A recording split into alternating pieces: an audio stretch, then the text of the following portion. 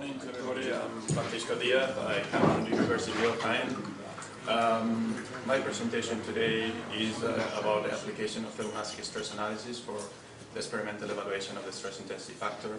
I did this work when I was still in Sheffield a few years ago, and it was done in collaboration with Ian Patterson, now at Liverpool University, and John Yates at the University of Manchester.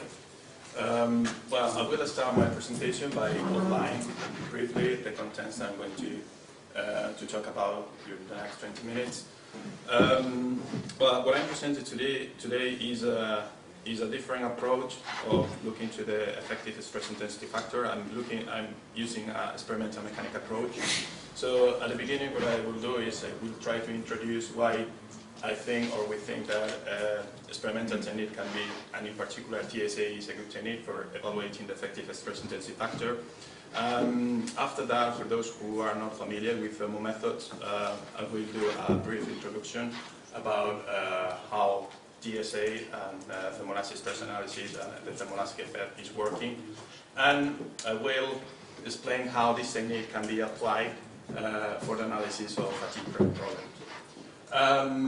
In the second part of my presentation, I will describe a methodology for the calculation of the stress intensity factor from the analysis of thermoelastic images. And this methodology will be applied to different experiments, to different fatigue experiments. And in those experiments, I will try to obtain the effective stress intensity factor. I will try to relate the stress intensity factor from thermoelastic images with effective stress intensity factor. And I will use alternative technique like compliance technique. In this particular case, I'm presenting the result with the strain offset technique to obtain to relate thermoelastic data or thermoelastic result with the result from the compliant traces. Finally, I will try to draw some conclusion about this work. Well, as you know, fatigue crash is one of the main sources of failure in engineering problems, and of course that fracture mechanics has provided a good understanding about structural integrity and fatigue crack growth, but there are still some aspects that they remain not completely understood, and in particular one of the problems is the crack closure effect. This lack of understanding arises from difficulties in quantifying the crack closure phenomenon and also measuring its effect in the crack driving force. Experimental techniques or modern experimental techniques have contributed to a better understanding of fatigue and fracture mechanisms, and in particular full field optical techniques, they provide a very detailed description of the near crack tip stress field. In this presentation, I'm focusing on TSA because with TSA, with thermoelastic stress analysis, the crack tip stress distribution is obtained by measuring small temperature changes happening at the surface of the component when a cyclic loading is applied. Then it seems to offer a direct means of measuring the effective crack driving force for the fatigue lines.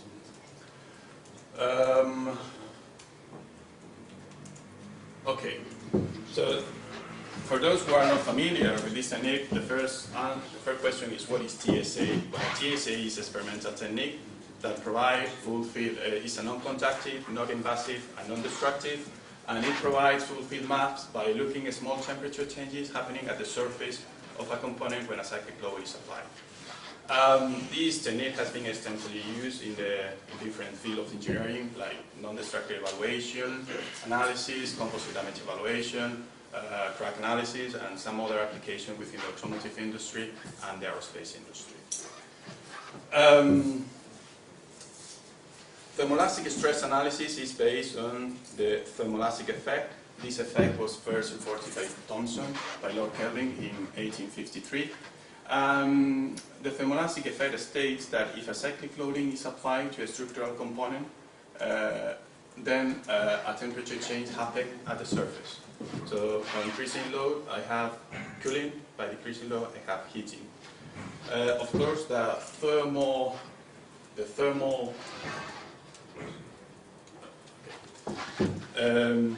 to acquire thermal images with thermoelastic stress analysis, dynamic condition has to be applied, of course, and it has to be applied to a certain frequency in order to achieve adiabatic condition, just to prevent heat transfer to the surface of the test piece. If these adiabatic conditions are achieved and maintained during the test, and there is elastic behavior of the material, then the reversible temperature variation happening at the surface can be related with the variation in the sum of principal stresses according to this equation. So by looking at the temperature variation happening at the surface, I should be able to obtain the variation in the sum of principal stresses. So this is the idea behind all this theory. Because of that, we think that TSA can be successfully applied to the analysis of fatigue crack problems because the crack tip stresses are obtained directly from temperature changes happening at the surface. In consequence, this pressionability, this is because of the physical nature of the technique, and in consequence, we should offer the possibility of looking at the effective means of looking at effective crack driving force. According to all these ideas, I developed a methodology for the analysis of thermoelastic images, and in this methodology, basically what I do is I measure the crack length, and during fatigue test at different crack length, I'm taking different thermoelastic images. And from these thermoelastic images, I'm trying to obtain the stress intensity factor range. And this stress intensity factor range, I will try to correlate it with effective stress intensity factor range. Well, this is a small slide, a small video where I can show you how the stress field distribution obtained using thermoelastic stress analysis is changing through a fatigue test. But this is a 2D. Well, no, it's with videos. The video is not working. It's not always a problem. I have a video here, no problem. What? Sorry about that. It's Spanish. We understand. Supposed to work. I was trying it before and it was working. I don't know. Well, let's try with the 3D. No, it's not. Sorry about that. Unpleasant message. Cannot be reproduced. It should work. It was working in my computer yesterday, but it's not working now. Never mind. Is an Apple Pro. Well, this is okay. It's not working perfectly, but it's working. So you can see how the stress distribution ahead of the crack tip is changing through a fatigue test, and this is information taken with a thermal camera, with a thermoelastic images. Okay. Well, okay. What we have is a technique that is providing temperature variation at the surface of a crack, a specimen. This temperature variation can be related with the variation in the sum of principal stresses, as I was explaining before. And from that information, I want to obtain the variation of the stress intensity factor for mode 1 and mode 2. The question is how? How can I do that? And the answer is quite easy. I get the variation of the sum of principal stresses from experiments, and also from the theory I can find different mathematical models describing the stress distribution ahead of the crack tip. Okay? The expression for this mathematical model is known. I can use any of the different mathematical models available in the literature. These mathematical, and in the end what I have is some experimental data, the mathematical expression of a model, and this mathematical expression, they relate the variation of the stresses, or the stress field, the strain field, or the displacement field, with the stress intensity factor, the crack tip position, and also the radial distance from the crack tip, and some geometrical parameters that it depends on the specimen geometry. Okay, so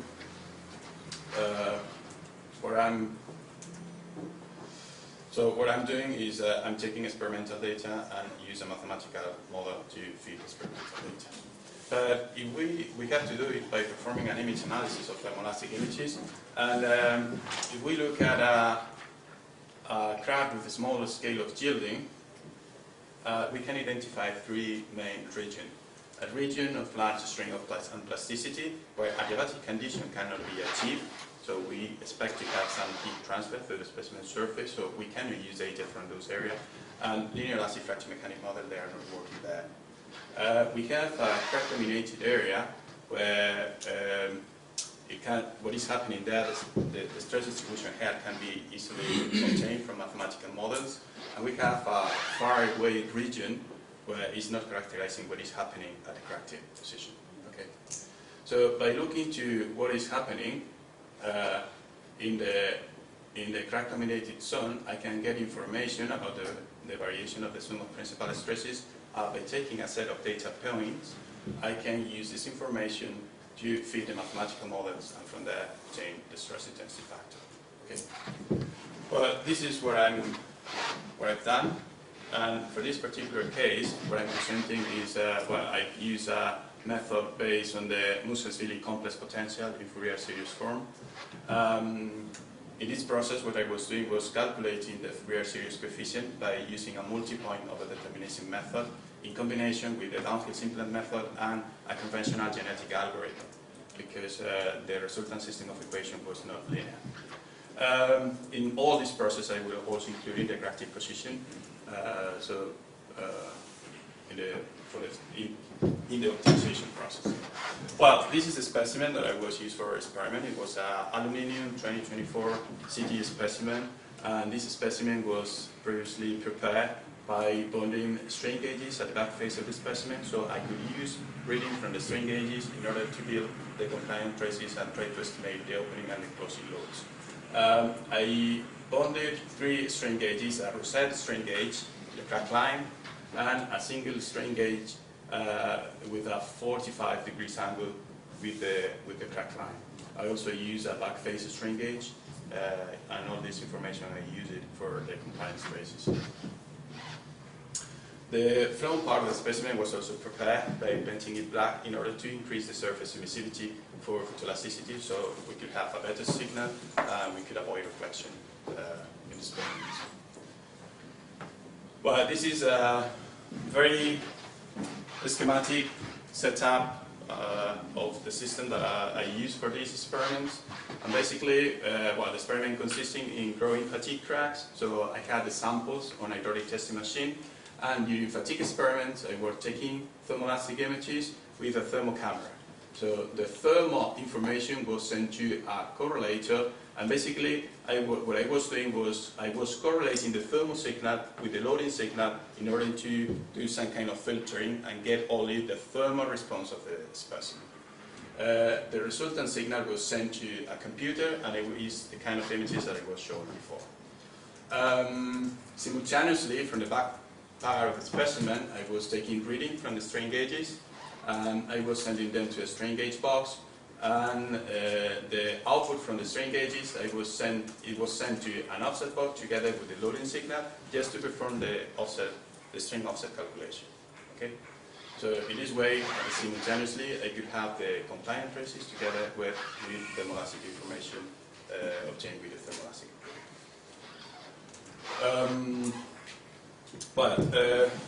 This setup was used for different fatigue experiments conducted at different R ratio. And during these experiments, as I mentioned before, I was taking thermoelastic images, and subsequently I was processing those thermoelastic images to obtain the stress intensity factor. This variation in the stress intensity factor was tried to be related with the effective stress intensity factor.